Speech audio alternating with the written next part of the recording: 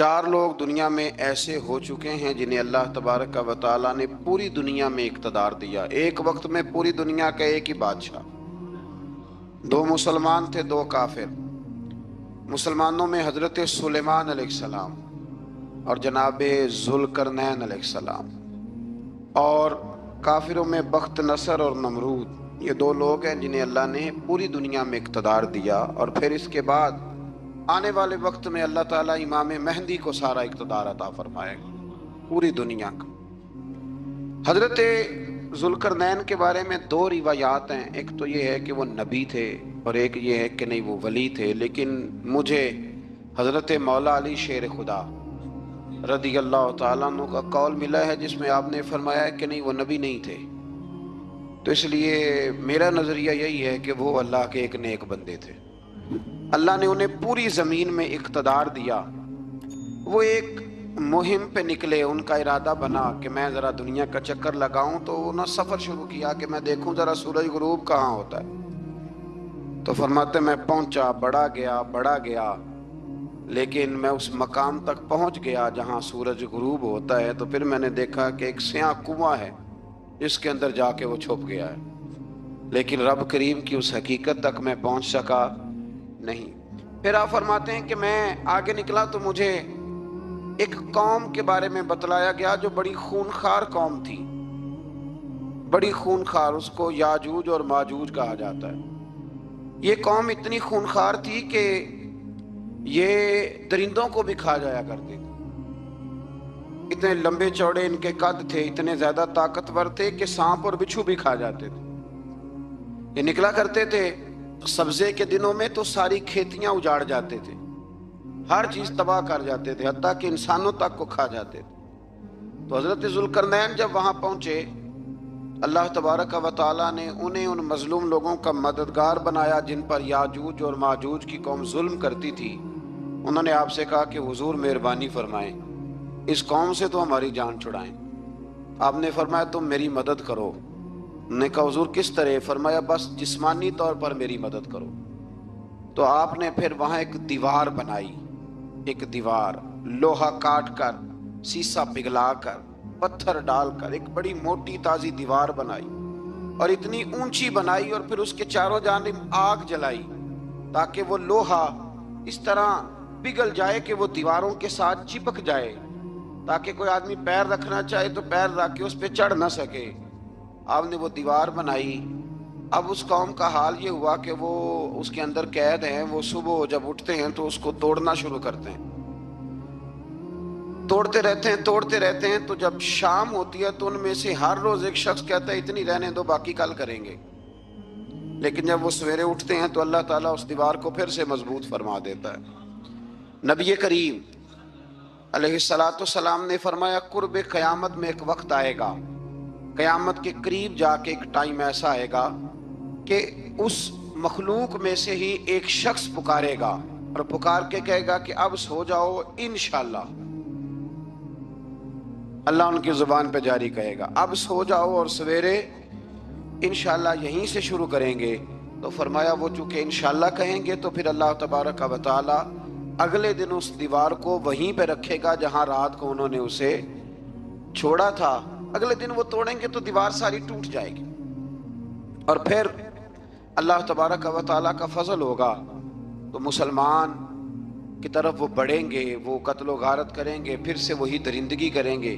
تو پھر حضرت عیسیٰ علیہ السلام ان کے لیے دعا کریں گے، تو دعا کا یہ حال ہوگا کہ ان کے وجود پر کچھ ایسی چیزیں برآمد ہوں گی جن کی وجہ سے وہ مر جائیں گے، ختم کر دیے جائیں گے، قیامت کے قریب جا کے وہ دوبارہ آئیں گے۔ اس کے بعد پھر اللہ تبارک و تعالیٰ نے سورہ کہف کی آخری آیات میں 7 سمندر اور ان جیسے اور بھی آ جائیں، فرمایا 7 سمندر ہوں اور ان جیسے اور بھی آ جائیں اور مل کر وہ روشنائی بن جائیں تو میرے رب کے کلمات ختم ہونے سے پہلے سمندر ختم ہو جائیں گے۔ اور آخری آیت میں اللہ تعالیٰ نے فرمایا کہ اے رسول صلی اللہ تعالی علیہ وسلم آپ کہہ دیجئے کہ میں تمہاری طرح ہی ایک بشر ہوں، انا بشر مثلکم، میں بھی تمہاری طرح ایک۔ اب مثلکم کا بہت سارے لوگوں نے ترجمہ اپنی طرح کا کر لیا ہے، حالانکہ حضور صلی اللہ تعالی علیہ وسلم نے فرمایا کہ بشر ہونے میں تمہاری طرح ہوں۔ रसूल होने में तुम्हारी तरह नहीं, अल्लाह का हबीब होने में तुम्हारी तरह। और वो ये जो मैं कह रहा हूँ ना, नहीं, तो ये सही बुखारी के लफ्ज़ हैं। हुजूर ने फरमाया अय्युकुम मिस्ली, कौन है तुम में जो मेरी तरह हो। ये सही बुखारी के लफ्ज़ हैं। अल्लाह तबारक व तआला समझने की तौफीक अता फरमाए। फिर इससे आगे सूरह मरियम शुरू होती है। इस सूरत में अल्लाह तबारक व तआला ने हज़रत ज़करिया अलैहिस्सलाम का जिक्र फरमाया है कि वो लावलद थे और बुढ़ापे की उम्र को पहुंच चुके थे। उन्होंने अल्लाह ताला से औलाद की दुआ की जो इनका और आले याकूब का वारिस हो, तो अल्लाह ताला ने उन्हें बेटे की बिशारत अता फरमाई जिसका नाम उन्होंने याहया रखा। बल्कि ये नाम उन्होंने पहले से रख लिया था, ये याहया नाम उन्होंने पहले से रख लिया था। मुझे अब लोग किस सेंस में मसला पूछते हैं ये नहीं मुझे पता, लेकिन मुझसे एक दोस्त ने कुछ दिन पहले पूछा कि पैदाइश से पहले बच्चे का नाम रखना जायज़ है। तो मैंने उन्हें कहा कि हाँ, आप सूरह मरियम पढ़ेंगे तो आपका अंदाज़ा होगा कि हज़रत ज़करिया ने बेटे का नाम पहले ही रख दिया था, क्योंकि उन्हें यकीन कामिल था कि रब करीम मुझे बेटा ही अता फरमाएगा। तो हज़रत याहया अलैहिस्सलाम को अल्लाह ताला ने बचपन में ही नबुव्वत अता की और किताब दी। इनके औसाफ ये बयान किए कि वो पाकीज़ा और मुत्तकी थे, माँ बाप के साथ नेकी करने वाले थे और सरकश नहीं थे।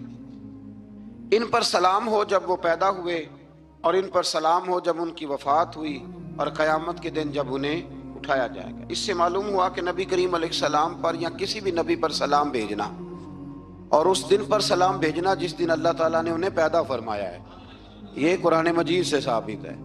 यानी आप ये कह सकते हैं कि जिस सुहानी घड़ी चमका तैबा का चाँद, उस दिल अफरोज साअत पे, दिल अफरोज साअत पे, तो ये ऐने कुरान मजीद है कि जिस दिन वो पैदा हुए उस दिन उन पर सलाम। अल्लाह ताला समझने की तौफीक अता फरमाए।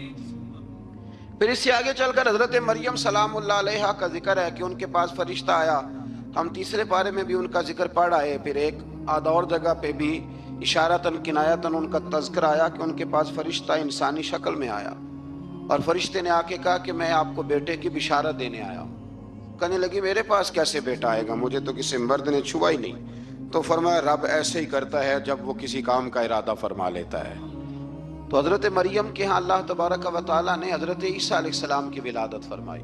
हज़रत ईसा बगैर बाप के पैदा हुए और हज़रत आदम अलैहिस्सलाम बगैर माँ बाप के पैदा हुए। तो ये अल्लाह की कुदरत की निशानी है।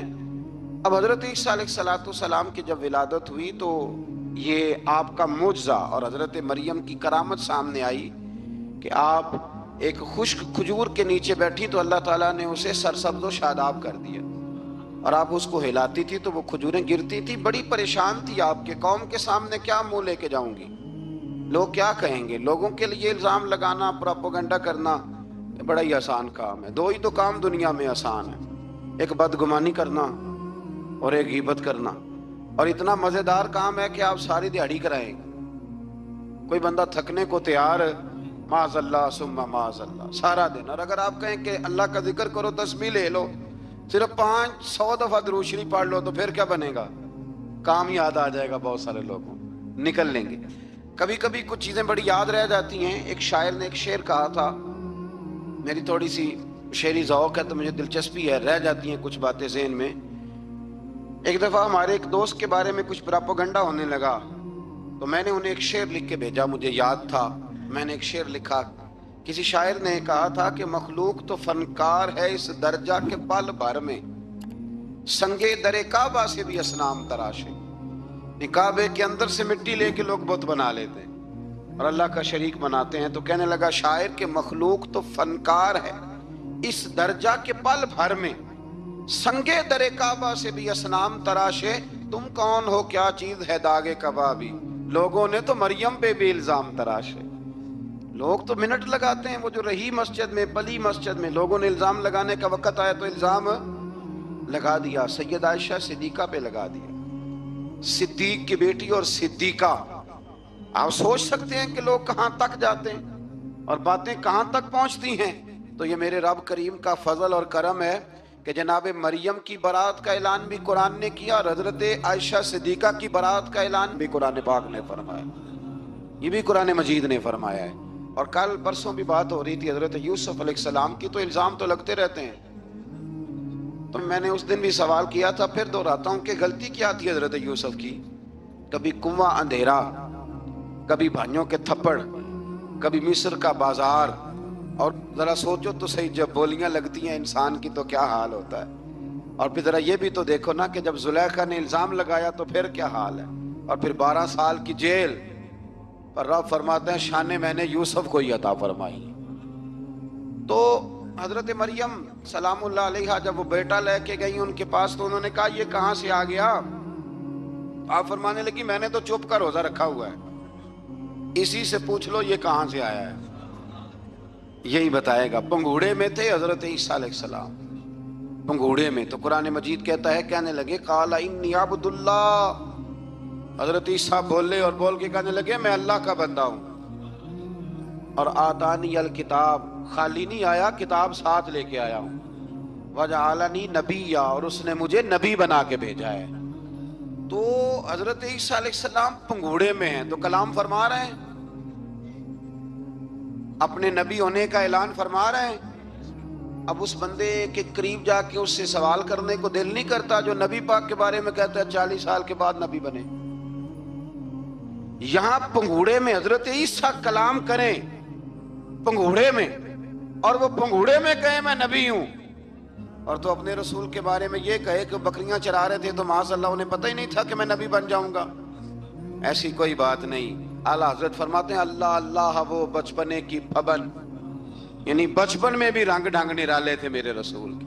اللہ اللہ وہ بچپنے کی پھبن، اس خدا بھاتی صورت پہ لاکھوں سلام، اس خدا بھاتی صورت پہ. اور مرحوم اعظم چشتی نے بھی ایک جملہ بڑا خوبصورت کہا، اس نے کہا تیری حیات پاک کا ہر لمحہ پیغمبر لگے، تیری حیات پاک کا ہر لمحہ پیغمبر لگے. پھر اس سے آگے آیت نمبر 41 سے ایک بار پھر حضرت ابراہیم علیہ السلام کا ذکر ہے کہ وہ بہت سچے نبی تھے. انہوں نے اپنے چچا کو بے جان بتوں کی عبادت سے روکا، عذاب الہی سے ڈرایا. اس نے کہا کہ آپ ہمیں ہمارے خداؤں سے پھیرنا چاہتے ہیں، اس سے رک جائیں ورنہ ہم آپ کو سنسار کر دیں گے. ابراہیم علیہ السلام نے کہا کہ میں آپ کے لیے اپنے رب سے استغفار کرتا رہوں گا، وہ مجھ پر بہت مہربان ہے. تو اللہ تبارک و تعالیٰ نے انہیں اسحاق علیہ السلام بیٹے اور یعقوب علیہ السلام پوتے کی بشارت دی، اور یہ بھی فرمایا کہ یہ دونوں نبی بھی ہوں گے. پھر آیت نمبر 51 سے لے کر 58 تک مختلف انبیاء کا ذکر ہے. اللہ تعالیٰ نے اس میں فرمایا کہ حضرت موسیٰ کو برگزیدہ رسول، نبی اور اللہ کا رازدار کہا گیا، اور حضرت ہارون کی نبوت کا بیان بھی ہوا، اور حضرت اسماعیل کو وعدے کے سچے، نماز اور زکوٰۃ کا حکم دینے والے رسول اور نبی اور اللہ کا پسندیدہ قرار دیا گیا. ادریس علیہ السلام کو صدیق نبی قرار دیتے ہوئے فرمایا کہ ہم نے ان کو بلند جگہ پہ بٹھایا ہے. کہاں ہے ادریس علیہ السلام؟ چوتھے آسمان میں بھی، اور جنت کا قول بھی ہے. 2 روایتیں ان کے بارے میں ملتی ہیں. ایک تو یہ ہے کہ وہ حضرت ملک الموت سے ایک دفعہ کہنے لگے تو میرا یار نہیں بن جاتا؟ اللہ ہی بھلا کرے. حضرت اسرائیل کو کہنے لگے دوست بن، جو کہا بن جاتے ہیں، دوستی ہو گئی. فرمانے لگے یار موت کا ذائقہ کیسے چکھاتا ہے؟ کہنے لگا میں آپ کو چکھا دیتا ہوں. آپ کو موت کا ذائقہ چکھایا اور دوبارہ پھر روح ڈال دی، آپ اٹھ کے بیٹھ گئے. کہنے لگے دوزخ تو دکھا، نے وہ بھی دکھا دی. فرمایا جنت تو دکھا، جنت بھی دکھائی. تو کہنے لگا واپس چلیں. فرمانے لگے اب تو نہیں جانا. کیوں؟ فرمایا رب فرماتا ہے ہم فیہا خالدون، جو جنت میں آئے گا یہیں رہے گا. نے کہا جناب وہ تو پہلے موت کا ذائقہ چکھنا ہے، پل صراط جو دوزخ کے اوپر ہے وہاں سے گزرنا ہے. تو آپ فرمانے لگے یہ دونوں کام میں کر چکا ہوں اور تو نہیں کرائے ہیں، لہذا میں آ گیا ہوں تو میں نے یہیں پہ رہنا ہے. اب حضرت ملک الموت علیہ السلام نے عرض کی مالک یہ تیرا بندہ. فرمایا تیری دوست بھی اس کے ساتھ لگی تھی تو میری توفیق سے ہی لگی تھی، اور یہ یہاں تک آئے بھی میری توفیق سے ہی ہے. میرا ارادہ بن گیا انہیں یہاں رکھنے کا. میری طلب بھی تو تیرے کرم کا صدقہ ہے، میری طلب بھی تو تیرے کرم کا صدقہ ہے. یہ پاؤں اٹھتے نہیں بلکہ یہ اٹھائے جاتے ہیں. تو یہ بھی تو اس کا کرم ہوتا ہے نا کہ وہ کس طرح کر کے کسی کو نوازتا ہے. آیت نمبر 59 میں اللہ تعالیٰ کے فرما بردار اور سرکش بندوں کے احوال اور جو ان کے آخرت میں احوال ہوں گے ان کا ذکر کیا گیا ہے۔ آیت نمبر 66 میں بتایا گیا ہے کہ منکرین آخرت حیات بعد الموت کے بارے میں ہمیشہ شک میں مبتلا رہے۔ انہیں یقین ہونا چاہیے کہ مرنے کے بعد دوبارہ وہی خالق زندہ کرے گا جس نے پہلی بار بغیر کسی نام و نشان کے پیدا کیا۔ آیت نمبر 76 میں بتایا کہ جو لوگ گمراہی میں مبتلا ہیں ان کے ابتلا میں اضافے کے لیے مہلت کی مدت بڑھا دی جاتی ہے، اور جو ہدایت یافتہ ہیں ان کو مزید استقامت نصیب ہوتی ہے۔ اللہ کے ہاں ثواب اور انجام خیر کے اعتبار سے باقی رہنے والی نیکیاں سب سے زیادہ بہتر۔ ایسی نیکیاں کریں جو باقی رہیں ہمیشہ، کیا کہتے ہیں؟ صدقہ جاریہ۔ آیت نمبر 81 میں فرمایا کہ مشرکین اس امید پر اللہ کے سوا معبودان باطل کی عبادت کرتے ہیں کہ مشکل میں ان کی مدد کریں گے۔ فرمایا ہرگز نہیں، وہ ان کے دشمن بن کے عبادت کا انکار کریں گے۔ آیت نمبر 88 میں بتایا کہ کفار نے اللہ کی طرف اولاد کی نسبت کر کے نہایت سخت بات کی۔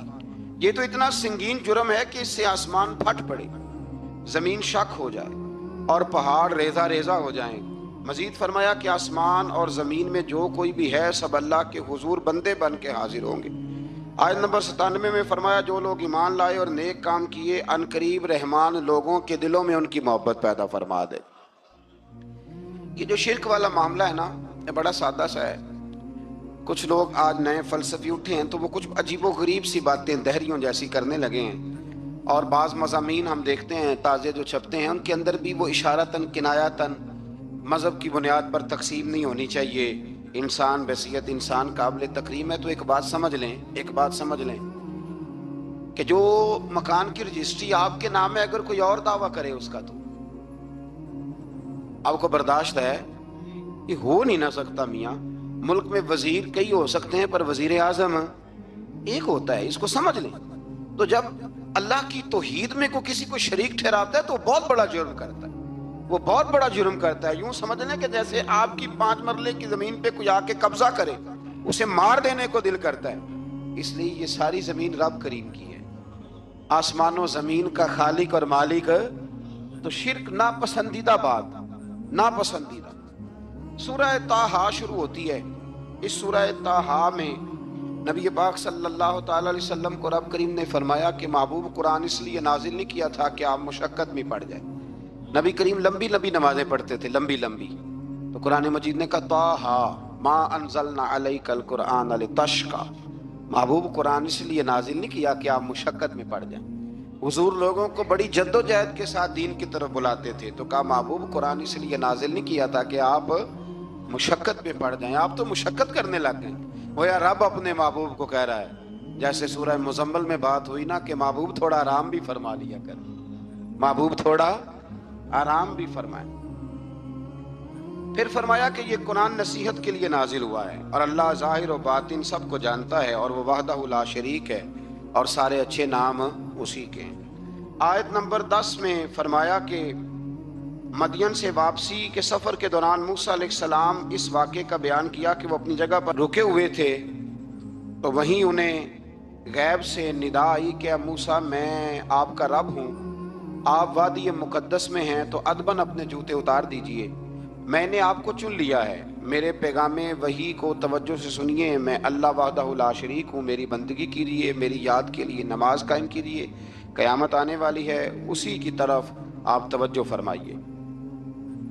اسی موقع پر آپ کو جو معجزات عطا کیے گئے ان کا بھی ذکر ہے، اور وہ ہم پیچھے بہت ساری جگہوں پہ اس کا ذکر کر آئے کہ اللہ تعالیٰ نے ان کو ایک ایسا عصا عطا فرمایا تھا کہ وہ ایک دم میں ہی بہت بڑا اژدہا بن جایا کرتا تھا، اور پھر حضرت سیدنا موسیٰ علیہ السلام اپنا ہاتھ گریبان میں ڈال کے نکالتے تھے تو آفتاب کی طرح روشن ہو جاتا تھا۔ اقبال کہتے ہیں یدے بیضا لیے بیٹھے ہیں اپنی آستینوں،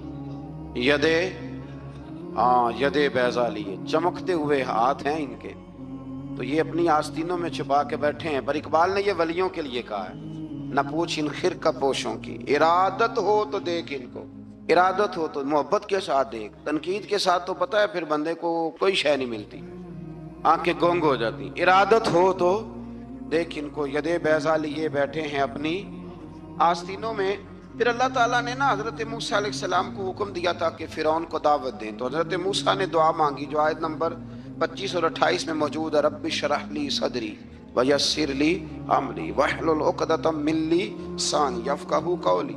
ऐ मेरे रब, मेरे लिए मेरा सीना खोल दे, मेरे लिए मेरा काम आसान कर दे, मेरी जुबान की गिरा खोल दे ताकि वो लोग मेरी बात को समझ सके। ये आपने दुआ फरमाई और आगे जाके मजीद आपने इल्तिजा की कि मेरे खानदान में से मेरे भाई हारून को इस मिशन में मेरा वजीर बना दे ताकि मुझे तकवीयत मिले और इसे मेरा शरीके कार बना दीजिए। अल्लाह ताला ने उनकी इस दुआ को कबूल फरमा लिया। आयत नंबर 38 से हजरत मूसा अलैहिस्सलाम की पैदाइश का जिक्र होता है और ये तकरीबन आयत नंबर 76 तक चलता है। वाकया आपने पहले भी सुना हुआ है, अपने लफ्जों में मैं भी अर्ज किए देता हूँ। फिरौन को उसने वो ख्वाब देख लिया था कि एक सितारा उठेगा और फिर वो गिरेगा तो मेरी सारी सल्तनत को तबाह कर देगा। नजूमियों से उसने पूछ लिया, उसने कहा कि एक बच्चा पैदा होगा जो तेरी सल्तनत को तबाह करेगा। चाहिए तो ये था कि वो तौबा करता, लेकिन उसने क्या किया कि उसने बच्चों को कत्ल कराना शुरू किया। युज़ब्बिहूना अबनाअकुम, ज़िबा करा देता था तुम्हारे बेटों, और बच्चियों को वो जिंदा रखता था। अल्लाह तबारक व तआला की कुदरत देखिए, रब बड़ा ही करीम है। आप यकीन करें, मौला के देने के अनोखे ही अंदाज हैं। यानी हजरत मूसा को ये तूर के पास आग लेने जाएं तो अल्लाह तबारक व तआला पहली वही फरमा के नबी बना ले। भाई हजरत यूसुफ को कुएं में डाले तो रब वहां से निकाल के मिस्र का हुक्मरान बना दे। वो बड़ा ही बेनियाज है। मौला के देने के अंदाज बड़े ही अनोखे हैं, वो बड़े अनोखे अंदाज में नवाजता है। तो हजरत मूसा जब पैदा हुए तो उनकी वालदा ने पता क्या किया, उनको एक संदूक में बंद करके दरिया में बहा दिया। अब दरिया में बहते जा रहे हैं तो माँ थी तो परेशान भी हो गई। उनकी हमशीरा को कहने लगी, जरा ध्यान रखना किधर जाते हैं। हजरत मूसा अलैहिस्सलाम दरिया में बहते बहते ना, फिरौन ने ना दरिया के किनारे मकान बनाया हुआ था। आपको पता है बादशाहों का ज़ौक होता है। आजकल हमारे जो हुक्मरान हैं उन्होंने उसका नाम फार्म हाउस रखा हुआ है, मेरा फार्म हाउस। और पुराने ज़माने में लोग डेरा कहते थे, तो उसने भी इस तरह का फार्म हाउस बनाया हुआ था। वहां पे हजरत मूसा अलैहिस्सलाम तैरते हुए ताबूत के अंदर, संदूक के अंदर जा रहे हैं। फिरौन और उनकी बीवी हजरत आसिया बे औलाद थी, बड़ी तड़प थी बेटे की, वो भी वहां खड़ी थी। संदूक तैरता हुआ आया तो फिरौन ने कहा कि जाओ पकड़ के लाओ, देखो क्या है। जब वो लेके आए ना तो आपकी हमशीरा जो निगरानी कर रही थी परेशान हो गई कि ये तो उसके हाथ लग गए, ये तो अब मार डालेगा। लेकिन जब खूबसूरत और चमकता हुआ बच्चा देखा तो बीबी आसिया कहने लगी, ये बनी इसराइल का है ही नहीं, ये तो पता नहीं कहां से बहता हुआ यहां आ गया है। तुम ऐसे ही छोड़, ये पता नहीं कहां से, यार रख ना ले, रख ना ले।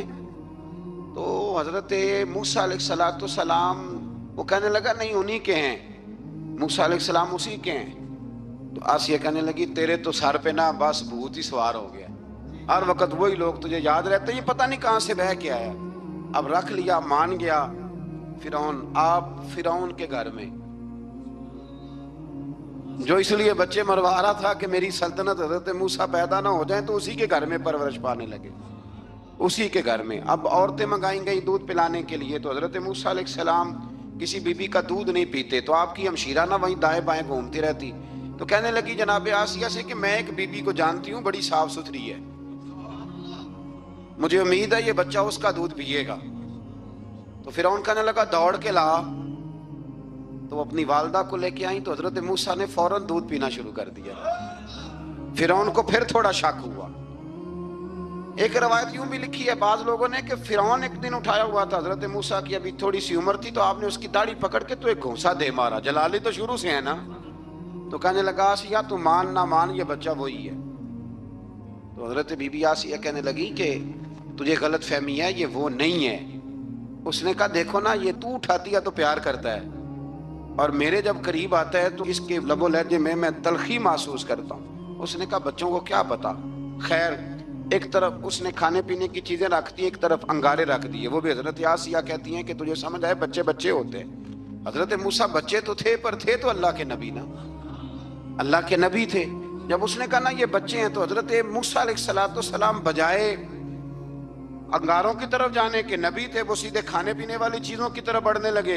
फिर उन कहने लगा, आप बता اللہ تعالیٰ نے حضرت جبریل کو بھیجا، انہوں نے کہا ادھر نہیں جانا، آپ ادھر جائیے. تو آپ آگ کی طرف گئے اور ایک کوئلہ اٹھا کے زبان پہ رکھ لیا.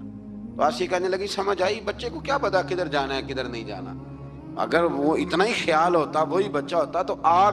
اور بعض مفسرین نے لکھا ہے یہ جو حضرت موسیٰ دعا مانگتے تھے نا رب اشرح لی صدری ویسر لی امری، یہ وہ آگ کا انگارہ جب کوئلہ منہ میں رکھا تھا نا تو اس کی وجہ سے زبان میں کچھ لکنت آ گئی.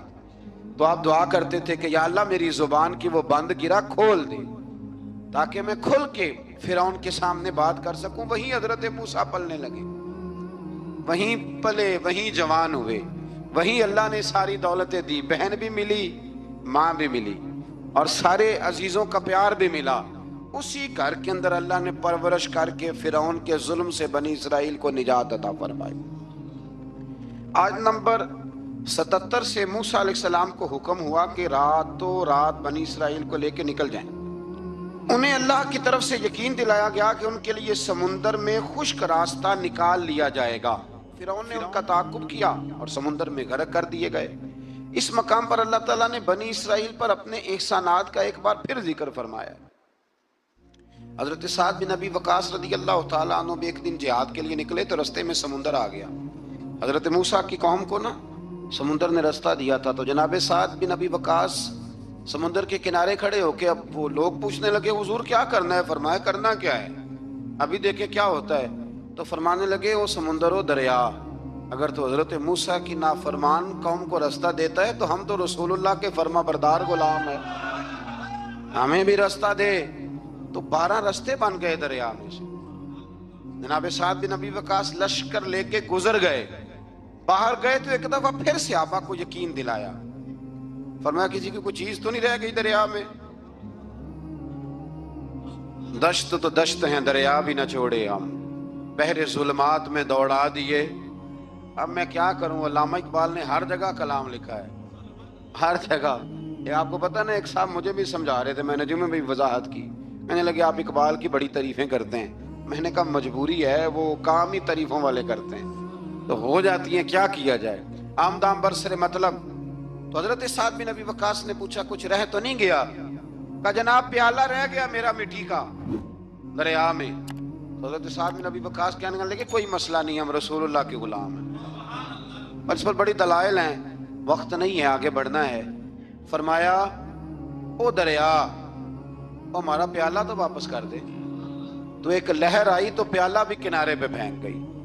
تو اللہ تعالیٰ نے حضرت موسیٰ علیہ السلام کو کی قوم کو وہاں سے نجات دی. آیت نمبر 85 سے سامری کا ذکر ہے. سامری ایک جادوگر تھا. جب حضرت موسیٰ علیہ السلام تشریف لے گئے نا کوہ طور پہ تو اس نے سونے کا ایک بچڑا بنا دیا تھا اور اس کے منہ میں ایسی تاریں اس نے لگائی تھیں کہ جب ہوا چلتی تھی تو وہ تاریں بجتی تھیں. مفسرین نے لکھا ہے. تو بنی اسرائیل والوں کو یہ کہتا تھا دیکھو یہ بولتا ہے. تو بڑے کمزور ایمان کے لوگ تھے، اس طرف متوجہ ہو گئے، اس طرف متوجہ ہو گئے.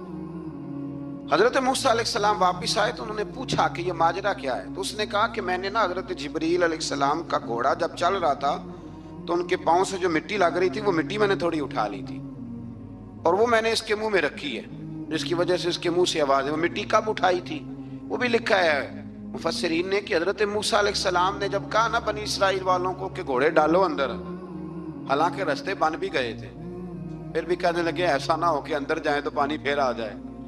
تو یہ جاتے نہیں تھے، ڈرتے تھے، کمزور ایمان کے لوگ تھے نا. اصل مسئلہ نا اندر کا ہے. آپ یقین کریں یہ بڑی باکمال بات ہے. میں تو اس نتیجے پہ پہنچا ہوں تھوڑی سی زندگی گزار کے کہ یقین اگر مضبوط ہو نا تو انسان کی زندگی کا ہر کٹھن رستہ آسان ہو جاتا ہے. لیکن جن لوگوں کے اندر مسائل بہت زیادہ ہوتے ہیں ان کے لیے بیرونی کوئی کام کرنا بھی بڑا ہی مشکل ہوتا ہے. تو یہ لوگ کہنے لگے کیسے اندر جائیں گے تو پھر نہ پانی مل جائے. تو حضرت جبریل امین آئے گھوڑی پہ بیٹھے ہوئے، انہوں نے آگے آگے گھوڑی دوڑائی. تو آگے گھوڑی دوڑی تو ان کے گھوڑے خود بخود پیچھے دوڑ پڑے. حضرت سیدنا جبریل کی گھوڑی جہاں پیر رکھتی تھی وہاں سے سبزہ اگتا تھا. سامری جادوگر تھا، حیرت انگیز چیزوں کو جمع کر لیتا تھا. اس نے وہ جمع کر کے رکھ لی اور بچڑا بنا دیا. تو حضرت موسیٰ علیہ السلام نے جب اس سے پوچھا تو اس نے یہ بات بتائی اور کہنے لگا یہ تدبیر مجھے میرے نفس نے سجائی تھی. حضرت موسیٰ نے اس سے کہا تو یہاں سے چلا جا، زندگی میں تیرے لیے وحشت کی سزا ہے، اور تیری سزا کا وقت آخرت میں مقرر ہے۔ اس کے بعد والی آیات میں اللہ تعالیٰ کی وحدانیت، کتاب اللہ کی حقانیت اور اس سے روح گردانی کرنے والوں کے لیے عذاب آخرت کا بیان ہے۔ وحشت کا بھی عذاب ہوتا ہے کچھ لوگوں کو وحشت کا عذاب یہ ہوتا ہے، یعنی انسان ہر وقت خوف زدہ رہے۔ آیات بتاتی ہیں کہ اس پر کون سا عذاب ہے، اس پر ایک وحشت طاری رہے۔ اللہ سے دعا مانگیں اللہ تبارک و تعالی ان ساری آزمائشوں سے ہمیں محفوظ فرمائے۔ اسی تسلسل میں پھر قیامت اور سور پھونکے جانے کا ذکر ہے۔ آیت نمبر 105 سے فرمایا کہ لوگ آپ سے پہاڑوں کے متعلق سوال کرتے ہیں، آپ ان سے کہہ دیجئے میرا رب انہیں ریزہ ریزہ کر دے گا اور پوری زمین ہموار میدان کی طرح ہو جائے گی۔ آیت نمبر 109 میں قیامت کی ہولناکیوں کا ذکر ہوا اور فرمایا آج اللہ کی بارگاہ میں کسی کو مجال شفاعت نہیں ہوگی سوائے اس کے جسے وہ اذن شفاعت عطا کرے اور جس کے قول سے وہ راضی ہو۔ آیت نمبر 110 سے اکڑی گردنوں کے حی و قیوم کے سامنے جھکنے، ظالموں کے نامراد ہونے اور مومنین صالحین کے کامیاب ہونے کا ذکر ہے۔ آیت نمبر 114 میں علم میں اضافے کی تعلیم کے لیے دعا ارشاد فرمائی گئی ہے جو بڑی معروف ہے، رب زدنی علما۔ آیت نمبر 115 سے اس بات کا ذکر ہے کہ آدم علیہ السلام جو جنت میں درخت کے قریب چلے گئے تو یہ ان کی بھول اور اجتہادی خطا تھی، اللہ نے خود وضاحت فرما دی، اور انہوں نے قصداً اللہ کے حکم کی نافرمانی نہیں کی۔ آدم علیہ السلام کو جنت میں داخل کر کے بتایا کہ یہاں نہ بھوک لاحق ہوگی، نہ بے لباسی ہوگی، نہ پیاس لگے گی، نہ ہی دھوپ کی تپش محسوس ہوگی، اور یہ کہ آپ اپنے دشمن شیطان کی چالوں سے بچے رہیں گے۔ اس مقام پر قرآن نے اس موضوع کو پھر بیان کیا کہ شیطان نے وسوسہ ڈالا اور مخلص اور ہمدرد کا روپ دھار کر ان کو بہکایا۔ انہوں نے ممنوعہ درخت سے کھا لیا سو ان کے ستر کھل گئے اور جنت کے پتوں سے اپنے ستر کو ڈھانپنے لگے، پھر اللہ نے ان کی توبہ قبول کی اور جنت سے زمین پر بھیج دیا۔ آیت نمبر 124 سے اللہ تعالیٰ نے فرمایا جو ہماری یاد سے غافل رہے گا ہم اس کے لیے معیشت تنگ کر دیں گے، وَمَنْ أَعْرَضَ عَنْ ذِكْرِي فَإِنَّ لَهُ مَعِيشَةً ضَنْكًا۔ جو ہماری یاد سے غافل ہوگا اس کے لیے زندگی اس پر اللہ تبارک و تعالی ہر وقت اپنی یاد کی توفیق عطا فرمائے۔ آیت نمبر 130 سے اللہ تعالیٰ نے ارشاد فرمایا ان کی باتوں پر صبر کیجیے، سورج کے طلوع اور غروب ہونے سے پہلے اپنے رب کی حمد کے ساتھ تسبیح پڑھتے رہیے، اور رات کے بعض اوقات میں اور دن کے حصوں میں بھی تسبیح پڑھتے رہیے تاکہ آپ کا رب راضی ہو جائے اور آپ بھی راضی ہو جائیں۔ مزید فرمایا کہ اپنے اہل خانہ کو نماز کا حکم دیں اور خود بھی نماز پر قائم رہیں، اور نیک انجام صرف تقوی پر کاربند لوگوں کے لیے۔ کفار قریش کے عذاب کے مطالبے کے جواب میں فرمایا کہ ان سے پہلے لوگوں کو اللہ نے ہلاک کر دیا تھا اور عذاب کا وقت مقرر ہے، اگر ہم رسول بھیجنے سے پہلے ہلاک کرتے تو یہ لوگ کہتے کہ ہمارے پاس عذاب سے پہلے رسول کیوں نہیں بھیجا، ہمیں کوئی سمجھا لیتا، ہم نہ یہ کام کرتے۔ اور فرمایا انتظار کرو تم ان قریب جان لو گے سیدھے راستے والے اور ہدایت یافتہ لوگ کون ہیں۔ قیامت میں اللہ تعالیٰ مجرموں کو حساب لے گا تو کہیں گے یا اللہ ہم تو تھوڑی دیر کے لیے تو گئے تھے، پل بھر کے لیے گئے تھے، جھوٹ بول دیں گے، تو اللہ فرمائے گا یہ تو تمہاری پرانی عادت ہے، یہ پرانی عادت ہے مجرم کی، کہ مجرم کیا کرتا ہے، جھوٹ بولتا ہے۔ نماز کیوں نہیں پڑھتے، کہتے کپڑے نہیں پاک۔ آؤ پھر ہوٹل پہ کھانا کھانے چلے تو کہتا میں ذرا بدل کے آیا۔ یعنی مجرمانہ سوچ ہے نا، غفلت کی سوچ، اور پھر اس پر دلائل دینا۔ یعنی آپ کسی سے پوچھے نماز پڑھتے ہو، کہتے ہیں حضرت صاحب جھوٹ نہیں بولنا، میں فجر کی پڑھتا ہوں باقی نہیں پڑھتا۔ میں نے کہا بڑا سچ ہے بھائی تو، یعنی میں جھوٹ نہیں جی بولتا۔ خدا کے بندے اتنی ٹھٹائی سے تو بات کر رہا ہے، اتنی ٹھٹائی سے۔ اور ایک بات آپ کو بڑی ذمہ داری سے عرض کرنے لگا ہوں، ذرا میری بات کو سمجھنا، اگر آپ 4 دن مسلسل گھر نہ جائیں، آپ کی بیوی شور کرتی ہے کہ نہیں کرتی؟